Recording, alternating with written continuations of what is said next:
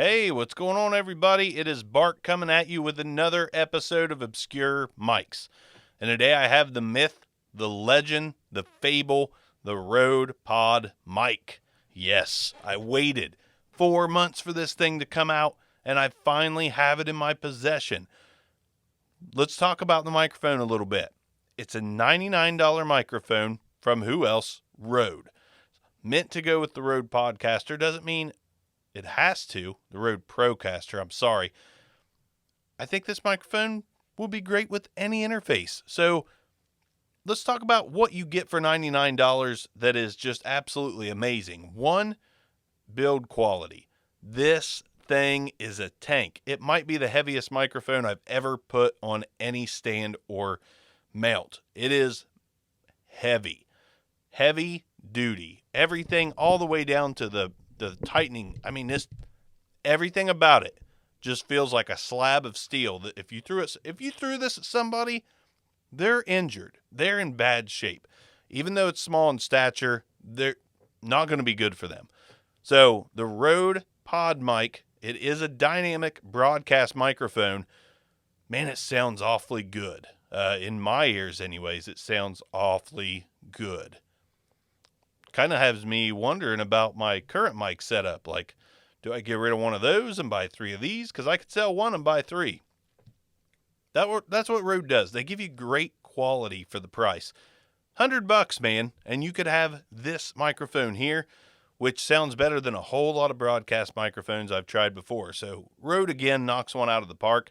Let's get some tests run on it. Peter Piper picked a patch of pickled plosives. Peter Piper picked a patch of pickled plosives. Plosives, Peppa Pig. Okay, so you put a little Windscreen on it. Peter Piper picked a patch of pickled plosives. Peter Piper picked a patch of pickled plosives. That helped out tremendously, and that's just a very thin, odd-shaped windscreen that I've had for a long time. Really odd one. Fits right on the Procaster. I'm sure it would slide off. No, it wouldn't slide off. It fits good. So anyways, Procaster. Rode has so many names. PODMIC. It's the PODMIC.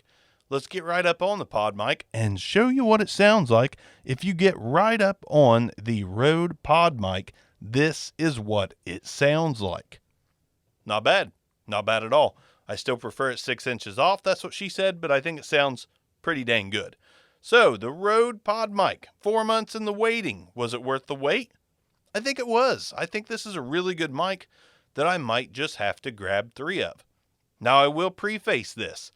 I kind of thought that the PODMIC might not need an absolute ton of gain with the Rode Procaster because they were kind of made to be brother and sister, but it does. I do not have a preamp hooked up. I have one I'm going to test on the show soon, but I don't have it hooked up. So my levels right now are on 45 out of 55.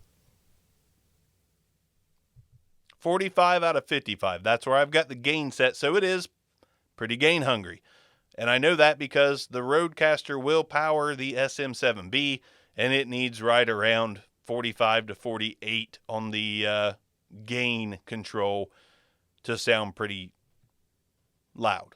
So it does need some gain for sure. You might want to grab a Fethead or a Cloud Lifter, or my favorite, the Cathedral Pipes Durham, if you can find one. They're not easy to find anymore, but for half the price of the Cloud Lifter, it does a pretty good job. SE Dynamite too. Haven't used that. Bronson on Audio Hotline has. I have not. But the Rode PODMIC, a lot of people have been waiting on this one, including myself. Tell me what you think of it in the comments down below.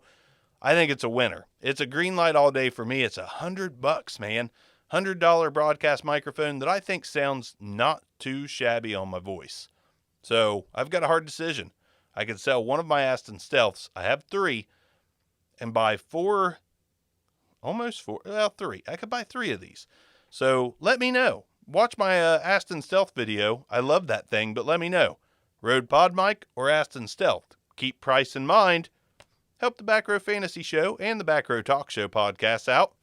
Let me know what you think. Barks out. Thanks for watching. Peace out.